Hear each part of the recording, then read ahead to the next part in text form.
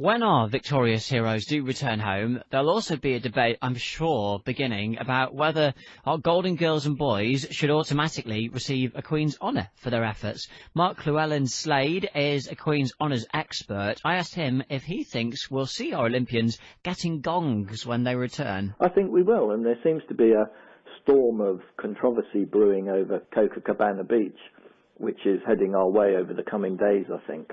I think the Prime Minister will be deliberating as we speak over whether or not our golden girls and boys should automatically be showered with honours for their brilliant efforts. I think they should. The reason I'm saying they should is that the honours system exists to highlight and reward two types of people. Firstly, charity and community-focused people, and secondly, and this is key, those who have excelled in their chosen fields, such as eminent surgeons, academics, business leaders, and of course sports people.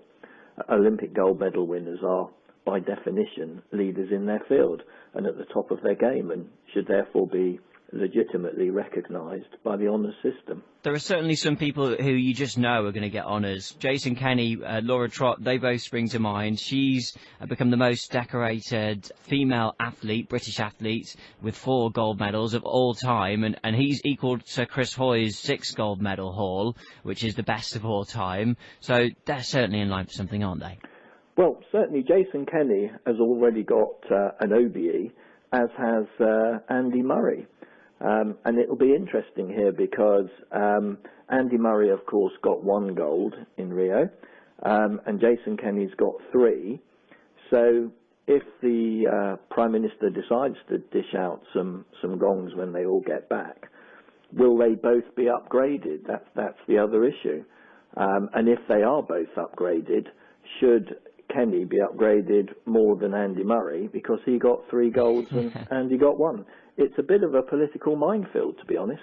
It really is, isn't it, Mark? I'm just wondering if you could talk me through the sort of levels, CBE, OBE and Sirs and Dames. The pecking order starts with a BEM, a British Empire medal, and then it goes MBE, OBE, CBE, and then knighthood's the top honour.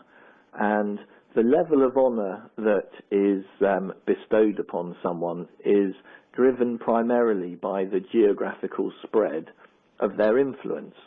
So someone operating at a local level, like say a scout leader or a WI person, they would tend to be at the lower end, perhaps BEM or possibly MBE, whereas someone who's seen nationally or internationally as a leader in their field, like an eminent surgeon, would be at the higher end.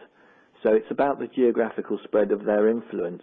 And there lies another issue for the Prime Minister, because if it is based on geographical spread, then clearly our victorious Olympians are operating at an international level by definition, and they're leaders in their field. So that would suggest that they should get a knighthood or a damehood, the top award. However, I think that's unlikely. It's more likely that they'll get an MBE, perhaps, one of the lower level honours. But again, it's difficult. It's a difficult call because they are international leaders in their field. But of course, they can't all be given a knighthood.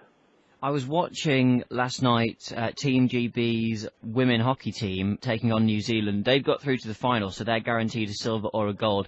If they were to get that gold medal, could we see an entire hockey team being given honours? Well, why not? Yeah. We can't really differentiate between somebody receiving a gold for an individual event like the cycling or the tennis, and then somehow discount the efforts of a team in getting a gold. A gold is a gold, and everyone involved in that team, or if they're an individual, should get the same reward. I think those who suggest otherwise are implying that kind of sporting success is somehow less important than success in other fields, and that's simply not the